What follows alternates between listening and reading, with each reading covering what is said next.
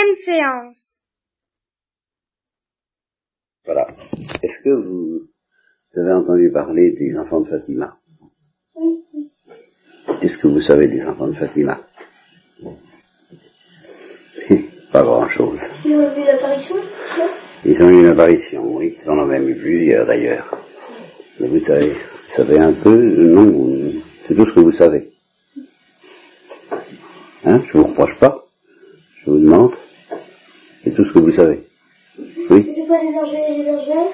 C'était des bergers et des bergères. C'était deux bergères et un berger. Ils étaient cousins. Il y avait, je crois qu'il y avait un frère et une sœur, les plus petits, et puis une cousine qui était plus grande, Lucie. Ah, tu vois, tu sais ça. Comment, qui est-ce qui t'a appris ça? Ah, tu as des livres? Ah bah faudra peut-être que tu m'en apportes, parce que moi il m'en manque. Il y a des choses que je voudrais savoir. Bien. Alors, je voudrais essayer de vous dire l'essentiel de ce qui les concerne, parce qu'il y a toutes sortes de choses. Il y en a qui sont très compliquées et qui vous intéressent pas tellement. Et puis il y en a, il faut essayer. Je me suis dit, au fond, le meilleur catéchisme, c'est le catéchisme qu'ils ont eu, car ils ont eu leur catéchisme, et c'est quelqu'un qui leur a fait le catéchisme, justement. C'est quelqu'un du ciel qui leur a fait le catéchisme. Alors, qui c'est? L'ange. Ah, c'est Piotr qui a raison. La Sainte Vierge a complété le catéchisme, mais au début, c'est un ange, qui s'est appelé comment? Il s'est appelé comment, l'ange? L'ange du réel. L'ange Gabriel, ah non, pas du tout. Il n'a pas dit qu'il s'appelait l'ange Gabriel. Il a dit qu'il s'appelait l'ange de la paix. Bon. Alors, il faut d'abord vous dire que c'était des enfants comme vous. Ils étaient peut-être meilleurs que vous, ils étaient surtout plus pauvres que vous. La vie était moins drôle pour eux, mais ils étaient tout de même comme vous. Et la preuve, c'est que ils aimaient beaucoup jouer, ils aimaient bien danser. Et alors, quand ils allaient garder les moutons, à 4 heures ou 5 heures de l'après-midi, ils avaient leur goûter, ils mangeaient leur goûter, et après on leur disait, faut dire un chapelet. Ou plusieurs chapelets, enfin, ou le chapelet. Enfin, le chapelet, c'est-à-dire les 5 dizaines, quoi, que vous connaissez. Et alors, ils étaient d'accord, ils ne demandaient pas mieux que de dire le chapelet, mais ils avaient aussi très envie de jouer. Ils étaient très pressés de jouer, c'est une chose que vous comprendrez très bien, n'est-ce pas? Alors comment arranger ça? Ils étaient très très pressés, ils trouvaient que c'était vraiment trop long, le chapelet. Alors ils avaient trouvé un truc, ils prenaient le chapelet, ils prenaient les grains, et puis notre Père, ils disaient notre Père, et puis ça suffisait. Et puis chaque grain suivant, ils disaient je vous salue Marie, je vous salue Marie, je vous salue Marie, je vous salue Marie, je vous salue Marie, je vous salue Marie. Voilà, alors ça allait très vite. N'est-ce pas? Bon. Donc vous voyez qu'ils étaient comme vous, ils aimaient jouer, et ils avaient envie que la prière, ça soit fini le plus vite possible, quand ils avaient envie de jouer. Autrement, ils n'auraient pas demandé mieux que de réciter le chapelet. Voilà. Et alors, qu'est-ce qui s'est passé quand ils ont commencé à voir l'ange, d'abord, et puis la Sainte Vierge ensuite? Là, nous n'entrons pas dans les détails, là je ne vous pose plus de questions, on va aller à l'essentiel, et vous allez essayer de retenir ça. La première chose, c'est que quand il vous arrive une chose pareille, c'est pas la curiosité, vous voyez, ils ont quelquefois été écrasés, ils ont quelquefois eu un peu peur, ils n'étaient pas du tout curieux de savoir ci ou ça, ou tout ce qui peut vous intéresser au point de vue curiosité. Non. Ce qui a resté dans leur cœur, aussitôt que ça a été fini, à chaque fois, et c'est revenu à plusieurs reprises, à plusieurs fois, et ce qui restait en eux, c'était qu'ils sentaient que le ciel existe. Ils sentaient que le ciel existe. Parce que l'ange venait du ciel, la Sainte Vierge venait du ciel, alors le ciel, pour eux, ça existait. Il y avait que ça qui comptait.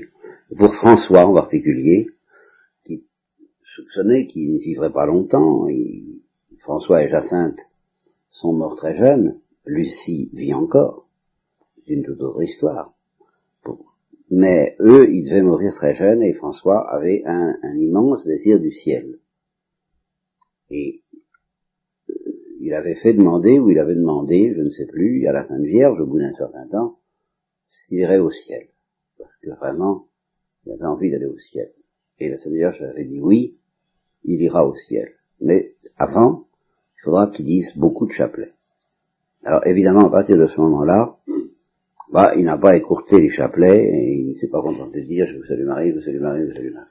Et il s'est mis à dire beaucoup de chapelets, parce qu'il avait envie d'aller au ciel. Ça, c'est la première chose. Et la deuxième chose, et ça, c'est ça leur catéchisme, et c'est parce que l'ange, la Sainte Vierge, n'a pas eu peur de leur faire le catéchisme de cette façon que je me suis dit qu'il fallait que je le fasse pour vous aussi. Eh bien, elle leur a montré l'enfer. Voilà. Et je crois que Lucie dit que s'il n'avait pas été soutenu par une force qui l'a protégée pendant qu'elle a vu ça, elle n'aurait pas pu supporter ce qu'elle a vu. J'ai pas besoin d'entrer dans les détails. Simplement, ils ont vu l'enfer, ils ont vu que ça existait, et ils ont vu qu'il y avait beaucoup de gens qui allaient en enfer. Ils ont vu ça. Et alors, quand ça a été fait, alors c'était pas difficile après ça de leur dire, voyez, il faut éviter le péché, parce que c'est en faisant des péchés qu'on va en enfer, et vous voyez qu'il y en a beaucoup qui le font, et qui vont en enfer. Et puis, il faut prier et faire des sacrifices. Il faut faire des sacrifices pour obtenir que les pécheurs qui vont en enfer soient sauvés. Voilà. Alors, ils s'y sont mis d'une manière extraordinaire. Ils pensaient plus qu'à ça, aller au ciel d'une part, faire des sacrifices, réciter la prière que l'ange leur avait apprise. Celle-là, je peux vous l'apprendre ou la réapprendre si vous la savez, mais je vous conseille de la dire souvent, puisque vous êtes des enfants, vous aussi. Si vous ne la retenez pas, vous demanderez à vos parents et à moi, je vous la redirai.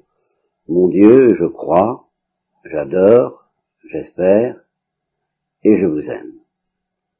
Je vous demande pardon pour tous ceux qui ne croient pas, qui n'adorent pas, qui n'espèrent pas, et qui ne vous aiment pas. Alors, par exemple, Lucie, quelquefois, se relevait la nuit pour dire cette prière. Ça peut arriver que vous soyez réveillé, je vous dis pas de vous réveiller exprès. Pourquoi pas de temps en temps, qui sait. Cette prière-là, c'est la principale. Il y en a bien d'autres qu'elle leur a apprises, mais enfin, celle-là, c'est la principale qu'il faut retenir. Et puis, tout ce que je pourrais vous dire, tout ce que l'Église pourra vous dire, tout ce que les prêtres pourront vous dire, tout ce que vos parents pourront vous dire, tout ça, c'est contenu dans ce que je viens de vous dire là. C'est tout le sens de la vie. Vous n'avez rien à savoir d'autre. C'est-à-dire qu'il y a le ciel, et qu'il y a l'enfer, et puis qu'il y a le péché, et puis d'un côté qui mène en enfer, et puis de l'autre, il y a des sacrifices et des prières qui demandent pardon pour que soient sauvés ceux qui sont en train, par leur péché, d'aller en enfer, et ça ne manque pas aujourd'hui comme en ce temps-là. D'ailleurs, ils ont reçu ensuite des révélations sur l'avenir, mais j'entrerai pas dans le détail de ces révélations, c'est pas ça qui est intéressant. Ce qui est important, c'est ça. Le ciel, l'enfer, la prière, le sacrifice. C'est très simple, et vous pouvez très facilement comprendre ce que je dis là. Et surtout demander la grâce d'y croire toute votre vie, parce qu'il y en a plus beaucoup qui y croient. Et Thérèse de l'Enfant Jésus, elle disait, il n'y a pas beaucoup qui aiment Dieu, même parmi les prêtres et les religieux et les religieuses. Et à force de pas aimer Dieu, il y a des prêtres, des religieux et des religieuses qui arrivent à ne plus croire à ce que je vous dis là. À plus y croire vraiment. Et puis qui apprennent aux hommes à ne pas y croire non plus. Ou qui les laissent faire quand ils se mettent à ne plus y croire. Alors, il faut prier et faire des sacrifices pour y croire toute votre vie. Il faut demander d'y croire toute votre vie, et puis il faut demander pardon pour ceux qui n'y croient pas. Mon Dieu, je crois, j'adore, j'espère, je vous aime, je vous demande pardon pour tous ceux qui ne croient pas, qui n'adorent pas, qui n'espèrent pas, et qui vous aiment pas. Voilà, c'est tout ce que j'avais à vous dire pour aujourd'hui, et puis c'est tout ce que je vous dirai la prochaine fois, c'est tout ce que je vous dirai tout le temps. Même si j'ajoute des détails, ce sera toujours ça. Et c'est ça qu'il faudra toujours retenir.